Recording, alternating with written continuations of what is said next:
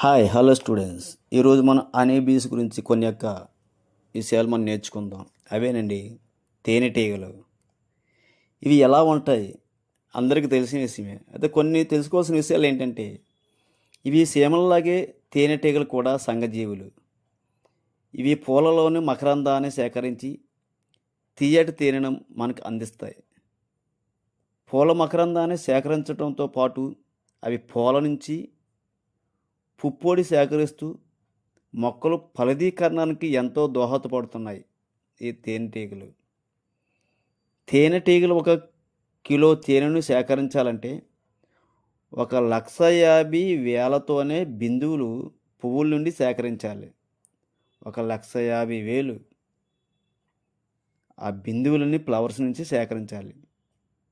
1 KG తేనె మనకు కావాలంటే ఒక పువ్వు నుండి ఒక బిందువుని సేకరించి తేనె తొట్టులో దాచిపెడుతుంది.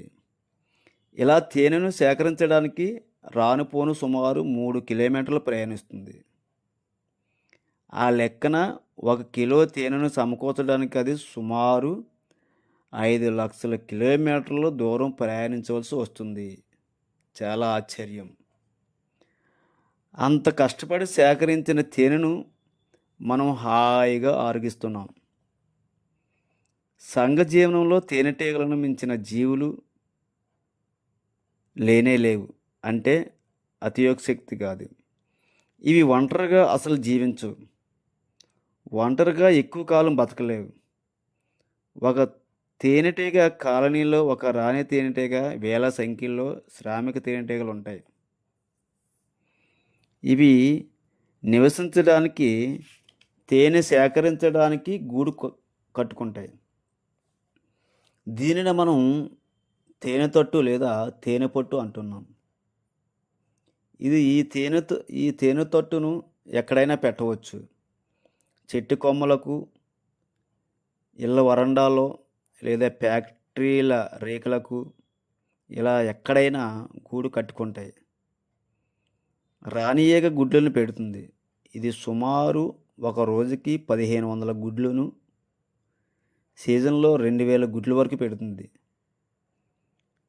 రాణి ఈగ దాని జీవితకాలంలో సుమారు 10 లక్షల గుడ్లు పెడుతుంది. వీటి జీవితకాలం 1 సంవత్సరం. అంటే 1 సంవత్సరం నుండి 2 సంవత్సరాల వరకు ఉంటుంది. అయితే ఇవి గుడ్లను పెట్టడం వరకే వీటి పని. మిగతా సంరక్షణ అంతా కూడా శ్రామిక తేనెటీగలు చూసుకుంటాయి. ఇవి పెట్టిన గుడ్డుల్లో కొన్ని రాణి ఈగలుగా, శ్రామిక ఈగలుగా మారుతాయి.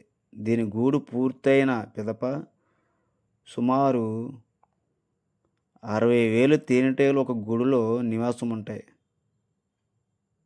ఏంటండి, 60,000 తేనెటీగలు ఒక గూడులో ఉంటాయి. కొన్ని సీజన్లో కొన్ని వేల తేనెటీగలు గూడు క్షణం తీరిక లేకుండా పనిచేస్తుంటాయి. అయితే ఇన్ని వేల తేనెటీగల్లో ఒక విధమైన క్రమశిక్షణ మనం గమనిస్తున్నాం.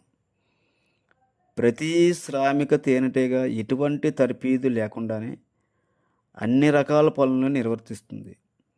మొదట దాని పని ఒక్కొక్క గది శుభ్రం చేయటం, పాలిష్ చేయడంలో ప్రారంభమవుతుంది.